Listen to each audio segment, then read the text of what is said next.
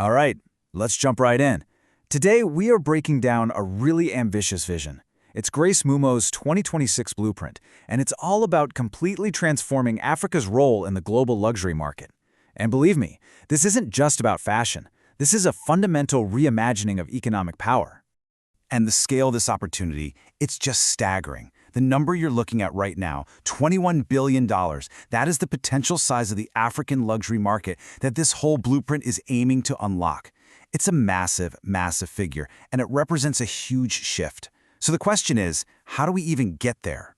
Well, it all starts with this one core idea, this powerful declaration from Grace Mumo herself. We are no longer a warehouse, we are a workshop. That single sentence, it just captures the entire spirit of the blueprint. It's all about a move from being a passive supplier to an active creator. Let's break down exactly what that means, starting with the very first pillar.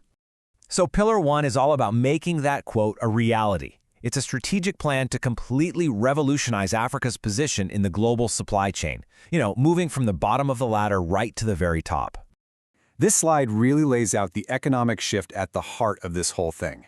For decades, the model has been pretty simple, and not in a good way. Export raw materials like cotton for low prices, only to buy back the finished clothes and products at a huge markup. The workshop model? It just flips that script entirely. It's about processing those amazing raw materials right at home, creating high-value, finished products, and crucially, keeping that value inside the continent. And the best part is, the foundation for this revolution is already here. It's literally rooted in the land itself. We're talking about world-class natural fibers. Think about the finest cottons, luxurious shea butter, precious resins like myrrh. These aren't just commodities. According to this blueprint, they are Africa's golden ticket into that super sought-after, quiet luxury market. This, of course, leads to a pretty provocative policy question that came up in the source material. To really jumpstart this workshop economy, should nations consider really bold moves, like, say, banning the export of raw cotton altogether? It's a challenging thought, right? But it forces a necessary conversation about how you truly, seriously incentivize local industrialization. Okay, let's move on to the second pillar, because you can see how this all builds. Making a fantastic product is only half the battle. The other, equally important half, is about owning its identity, its story. And this brings us to this fascinating concept of heritage IP, or intellectual property. Really, it just means we start treating Africa's unique cultural assets, its incredible designs, its stories, its traditional motifs, as what they are: valuable, monetizable IP. It's all about recognizing that this heritage has immense economic worth. And this quote just nails it. There's this huge global conversation happening right now about the restitution of cultural artifacts. Momo's argument here is that simply getting these items back is not the final step.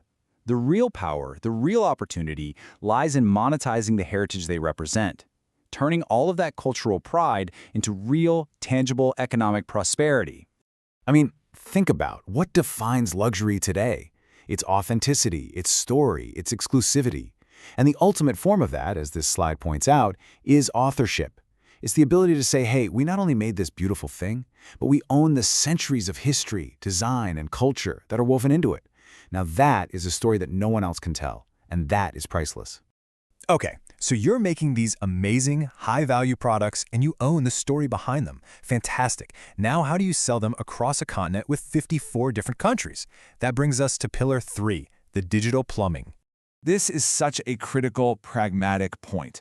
We can have these incredible agreements like the African Continental Free Trade Area, the AfCFTA. But treaties on paper don't solve logistics. If a designer in Lagos can't easily and affordably ship a product to a customer in Nairobi, then that $21 billion market, it just stays a dream on paper.